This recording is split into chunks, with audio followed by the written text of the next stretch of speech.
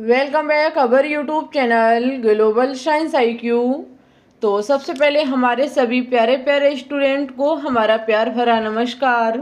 जैसा कि सभी विद्यार्थी जानते हैं कि उत्तर प्रदेश BSc नर्सिंग का रिजल्ट जो है वो जारी कर दिया गया है।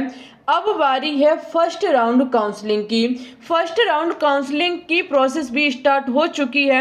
अब सबसे बड़ा सवाल है कि फर्स्ट राउंड काउंसलिंग में कौन विद्यार्थी पार्टिसिपेट कर सकते हैं, साथ ही में इसकी कट ऑफ क्या रहने वाली है और एडमिशन टाइम लगने वाले जरूरी डॉक्यूमेंट्स कौन से हैं जो आपको अभी से बनवा के रख लेने हैं, अन्यथा ऐसा हो कि आपका नंबर आ जाए, आपको कॉलेज मिल जाए और आपके पास डॉक्यूमेंट ना हो।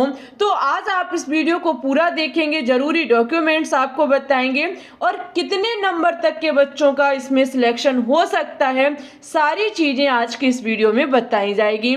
आप लोगों से रिक्वेस्ट है कि एक बार वीडियो को अपने दोस्तों के साथ शेयर कर दें, जिससे कि वो भी जान सकें कि फर्स्ट राउंड काउंसलिंग में कौन पार्टिसिपेट कर सकता है। चलिए हम आपको वेबसाइट के माध्यम से बताएंगे और वेबसाइट पर बहुत सारे नए परिवर्तन हुए हैं, उनके बारे में भी बताएंगे। ठीक है, तो जैसा कि आप लोग देख सकते हैं कि हमने अटल बिहारी वाजपेयी मेडिकल यूनिवर्सिटी की वेबसाइट को ओपन कर लिया है और हम उस पेज पर पहुंच गए हैं जहां से हम अपना परिणाम देखते हैं। देखिए, हम परिणाम को आप कैसे देखेंगे इस पर हम एक वीडियो बना चुके हैं। वीडियो की लिंक डिस्क्रिप्शन में डली हुई है, आप चेकआउट कर सकते हैं। यहाँ पर इन्होंने एक बदलाव किया है, वो है आपकी आंसर की। इन्होंने पहले एक क्वेश्चन का बोनस दिया था, अब की बार इन्होंने 3 क्वेश्चनों का बोनस दिया है और 3 क्वेश्चनों का आपको लाभ हुआ है, क्योंकि एक एक अंक आपके लिए महत्वपूर्ण है। आप लोग उत्तर कुंजी को देख सकते हैं जो अपडेटेड की गई है और नई उत्तर कुंजी को इन्होंने फिर से जारी किया है, आप लोग देख लीजिएगा। ठीक है, अब हम बात करेंगे कि काउंसलिंग के लिए कौन विद्यार्थी अवेलेबल है, यानी कि कौन विद्यार्थी फर्स्ट राउंड काउंसलिंग में पार्टिसिपेट कर सकता है। हम क्या काम करेंगे, जो परिणाम है बस आपको इसी पर क्लिक करना है। जैसे ही आप इस पर क्लिक करेंगे तो आपके सामने न्यू इंटरफेस खुल के आएगा, जहां पर अब की बार इन्होंने क्या काम किया है कि बच्चों को प्राप्त अंक एक एक सब्जेक्ट के बताए हुए हैं कि किस सब्जेक्ट में कितने अंक आए हुए हैं और टोटल अंक भी बताए गए हैं। अब बात है कि फर्स्ट राउंड काउंसलिंग में हम पार्टिसिपेट कर पाएंगे या नहीं कर पाएंगे, हम कैसे पता करें। तो देखिए, जिस बच्चे के में लिखा हुआ है कि आप काउंसलिंग के लिए योग्य हैं, वो विद्यार्थी फर्स्ट राउंड काउंसलिंग में पार्टिसिपेट कर सकता है। जिसके में लिखा है कि जो काउंसलिंग के लिए अयोग्य हैं, यानी कि काउंसलिंग में भाग नहीं ले सकते हैं, वो विद्यार्थी फर्स्ट राउंड काउंसलिंग में पार्टिसिपेट नहीं कर पाएंगे। और जिसके में लिखा है कि आप क्वालिफाइड हैं तो फिर आप पार्टिसिपेट कर सकते हैं। ओके, ध्यान रखिएगा। साथ ही में यहाँ पर जो आपकी ओवरऑल रैंक है ये आपके लिए महत्वपूर्ण है। ओवरऑल रैंक के अकॉर्डिंग ही आपका एडमिशन यानी कि काउंसलिंग में आप पार्टिसिपेट करेंगे। ओवरऑल रैंक के हिसाब से ही काउंसलिंग में भाग लिया जाता है, फिर काउंसलिंग की प्रोसेस आगे बढ़ाई जाती है। एक चीज हमारी क्लियर हुई। अब हम बात करेंगे कि फर्स्ट राउंड काउंसलिंग कब से स्टार्ट हो रही है। तो देखिए, फर्स्ट राउंड काउंसलिंग के बारे में आप क्या काम करेंगे, काउंसलिंग के लिए आवेदन करें राउंड फर्स्ट, इसी पर क्लिक कर देना है। इस पर क्लिक करने के बाद ये जो लिखा हुआ है दिशा निर्देश फर्स्ट राउंड काउंसलिंग के, आप इस पर क्लिक करेंगे। जैसे ही आप इस पर क्लिक करेंगे तो आपके सामने फर्स्ट राउंड काउंसलिंग की जो भी डेट है वो मेंशन होके आ जाएगी। 22 जून से आपकी फर्स्ट राउंड काउंसलिंग स्टार्ट हो रही है और यहाँ पर जो आप registration for online choicing filling, जो चॉइस फिलिंग कर सकते हैं आप गवर्नमेंट प्राइवेट कॉलेजों को भरेंगे, उसे कहा जाता है चॉइस फिलिंग। जब आप कॉलेजों को भरेंगे उसकी लास्ट डेट है 27 जून। ओके, तो आप हिसाब से भरें, जिस प्रकार से आपके नंबर हैं उस प्रकार से कॉलेज को भरें। और हमारा मानना है कि आप सबसे पहले ऑल गवर्नमेंट कॉलेज को भरें। ठीक है, उसके बाद नीचे प्राइवेट कॉलेज भी अवश्य भरें। जिन प्राइवेट कॉलेजों की फीस कम है आप उनको एक बार जरूर भरें। अभी हम आपको बताएंगे कि किस कॉलेज की कितनी फीस है। साथ ही में अगर हम देखेंगे कि इसका एडमिशन कब होगा, तो देखिए जो फर्स्ट राउंड काउंसलिंग का एडमिशन है वो आपका 8 जुलाई को होगा और सीट आपको अलाउड 30 जून को हो जाएगी। आपको पता लग जाएगी कि आपको कहाँ पर कॉलेज मिला हुआ है, ये सारी चीज़ें आपको 30 जून को पता चल जाएंगी। ओके, फर्स्ट राउंड के साथ साथ उन्होंने हर एक राउंड की डेट दी है, वो हम आपको समय समय पर बताते रहेंगे। अभी आपकी ये फर्स्ट राउंड काउंसलिंग की डेट थी। अब हम एक बार सीट मैट्रिक्स देखेंगे कि सीट मैट्रिक्स क्या है, किस प्रकार से किस कॉलेज की कितनी फीस है। यहाँ लिखा हुआ है सीट मैट्रिक्स बीएससी नर्सिंग, बस आपको इसी पर क्लिक कर देना है। आपके सामने एक एक कॉलेज का विवरण खुल के आ जाएगा।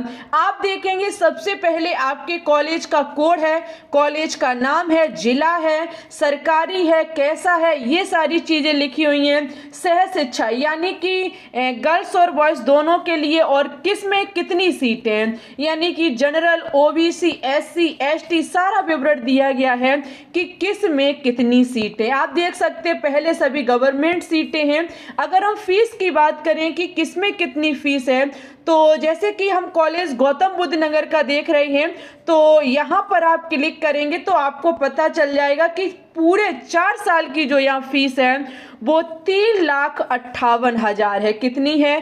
3,58,000 है। ऐसे ही आप सबकी चेक कर सकते हैं, 1 बाई 1 आप सबकी चेक कर सकते हैं। जैसे कि यहाँ जीएसबीएम मेडिकल कॉलेज कानपुर का है। अगर आप जीएसबीएम मेडिकल कॉलेज कानपुर का चेक करना चाहते हैं तो आप क्लिक कीजिएगा, यहाँ पता चल जाएगा इसका 1 साल का जो खर्च, 4 साल का जो खर्चा है वो 1,44,648 रुपये है। ये इसके 4 साल का, यानी कि इन्होंने अब की बार पूरा दिया गया है कि किस में कितना शुल्क, खेल शुल्क, कंप्यूटर शुल्क, छात्र आवास शुल्क और ट्यूशन फीस, साथ ही में पूरे 4 साल का इन्होंने विवरण दे रखा है। ओके, ये अब की बार इन्होंने बहुत अच्छा किया है। आप देख सकते हैं पहले हमारे सभी सरकारी कॉलेज की फीस दी है, उसके बाद हमारे कुछ प्राइवेट कॉलेज हैं। प्राइवेट कॉलेज भी काफ़ी महंगे महंगे, लगभग किसी में 9 लाख रुपए 4 साल के, तो किसी के 10 लाख हैं, किसी के 7 लाख हैं, किसी के 8 लाख हैं। भाई इतना आप फीस पे करने में भी हिचकिचाएंगे तो ज़रूरी नहीं है कि आप प्राइवेट कॉलेज में एडमिशन लें। आप काउंसलिंग में अगर योग्य हैं तो काउंसलिंग में भाग ले लीजिएगा, और अगर आपको कोई सरकारी कॉलेज मिले अच्छी बात है, प्राइवेट मिले फीस ज़्यादा हो तो छोड़ देना, नेक्स्ट ईयर फिर कोशिश करना, तो शायद आपको प्राइवेट कॉलेज मिल जाए। ऐसे करके आप सभी की चेक कर सकते हैं कि किस कॉलेज में कितनी फीस है। अगर आप पर्सनल जानना चाहते हैं कि मैम हमें इस कॉलेज की बता दीजिए तो आप कमेंट्स कीजिएगा, हम आपको 100% कमेंट बॉक्स में कमेंट का रिप्लाई करेंगे और बताएंगे कि इस कॉलेज में टोटल फीस कितनी है। ठीक है, पूरा विवरण दिया गया है। इस पर वीडियो बनाना भाई एक लंबी वीडियो हो जाएगी। आप आसानी से सभी की सीट मैट्रिक्स में जाकर के आराम से चेक कर लें कि किस कॉलेज की कितनी फीस है। अब हम जरा बात करेंगे कट ऑफ के बारे में। कट ऑफ की बात करें तो अभी जो हमने आपको रिजल्ट दिखाया था उस बच्चे के 200 में 109 नंबर आए हुए थे, फिर भी वो फर्स्ट राउंड काउंसलिंग के लिए क्वालिफाइड है, फर्स्ट राउंड काउंसलिंग में पार्टिसिपेट कर सकता है।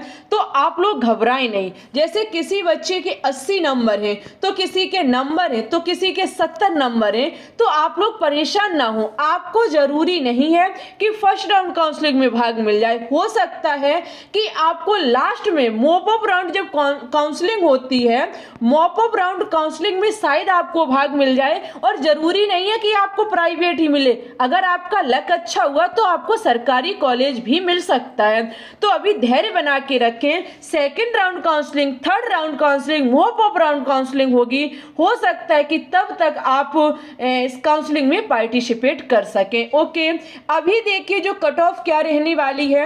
हम आपको अगर हाई कट ऑफ बताएं, अगर हम आपको जो अच्छे कॉलेज हैं, गवर्नमेंट कॉलेज हैं, अगर उनकी बात करें, गवर्नमेंट जिनकी जैसे केजीएमयू कॉलेज हुआ, जैसे आरएमएल लखनऊ का कॉलेज हुआ, एसजीपीजीआई लखनऊ कॉलेज हुआ, यूपीएमएस सीपीनेट सेफई का कॉलेज हुआ, एलएलआरएम मेरठ का कॉलेज हुआ, जीएसबीएम कानपुर का कॉलेज हुआ, ऐसे जो आपके अच्छे टॉप 1 के जो हमारे कॉलेज हैं, इनकी जो कट ऑफ लगभग आएगी, जो जनरल वाले बच्चे हैं लगभग उनके 50 के ऑलमोस्ट नंबर होने चाहिए, और जो ओबीसी वाले विद्यार्थी हैं उनके लगभग 145 के समथिंग होने चाहिए, ईडब्ल्यूएस वालों के भी लगभग 140 के समथिंग होने चाहिए, और एससी वालों के लगभग 135 और एसटी वालों के लगभग 130 के समथिंग नंबर होने चाहिए।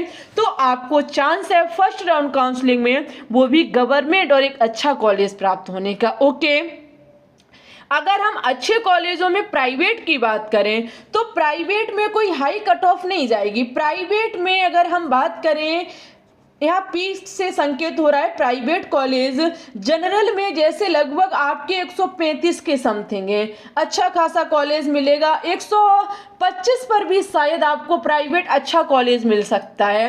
वहीं पे जो हमारे ओबीसी वाले विद्यार्थी हैं और ईडब्ल्यूएस वाले विद्यार्थी हैं, उनको 120 के समथिंग भी अच्छा प्राइवेट कॉलेज मिल सकता है। और एससी और एसटी हम दोनों की साथ में बात कर रहे हैं तो 100 और 110 के समथिंग अगर आपके नंबर हैं तो आपको अच्छा प्राइवेट कॉलेज मिल जाएगा। अगर हम इससे और भी लो कट ऑफ की बात करें तो विद्यार्थियों टेंशन नहीं लेना है, 80 के ऑलमोस्ट भी आपके नंबर हैं तब भी आपका सिलेक्शन होने के चांस हैं।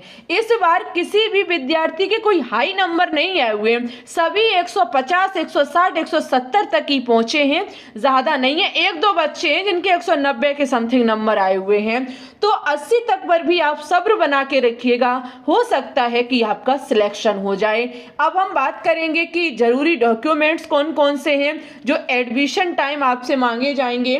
तो देखिए 10th और 12th की मार्कशीट आपके पास होनी चाहिए, और जाति प्रमाण पत्र, जो ओबीसी वाले विद्यार्थी हैं उनका जाति प्रमाण पत्र 1 अप्रैल 2024 से पहले का बना हुआ नहीं होना चाहिए। आपका ईडब्ल्यूएस भी 1 अप्रैल 2024 का होना चाहिए। एससी और एसटी वालों का अगर 2 साल के अंतर्गत का चल जाएगा, ठीक है। आपका मूल निवास प्रमाण पत्र बना होना चाहिए। टीसी और सीसी यानी कि चरित्र प्रमाण पत्र, जो आपके क्लास 12th जहां से आपने कर रखी होगी वहां के प्रिंसिपल आपको देंगे, ठीक है। फोटो जो आपने फॉर्म टाइम लगाई थी वही फोटो आपकी यहाँ मांगी जाएंगी। आधार कार्ड और medical fitness certificate. Medical fitness certificate जो है, जो आपका गवर्नमेंट सरकारी हॉस्पिटल आपके कहीं पर भी हो आसपास, वहां से जाकर के आप मेडिकल फिटनेस सर्टिफिकेट बनवा लीजिएगा। ओके, तो मिलेंगे किसी न्यू इन्फॉर्मेशन के साथ। अगर आपका यूपी बीएससी नर्सिंग को लेकर के कोई डाउट है तो आप कमेंट्स कीजिएगा, हम आपका रिप्लाई ज़रूर करेंगे। एक बार वीडियो को लाइक कर दें, दोस्तों के साथ शेयर कर दें। चैनल पे न्यू है तो प्लीज़ इसे सब्सक्राइब कर लें। टेलीग्राम और इंस्टाग्राम को भी आप फॉलो कर सकते हैं। मिलेंगे किसी न्यू इन्फॉर्मेशन के साथ, तब तक के लिए धन्यवाद।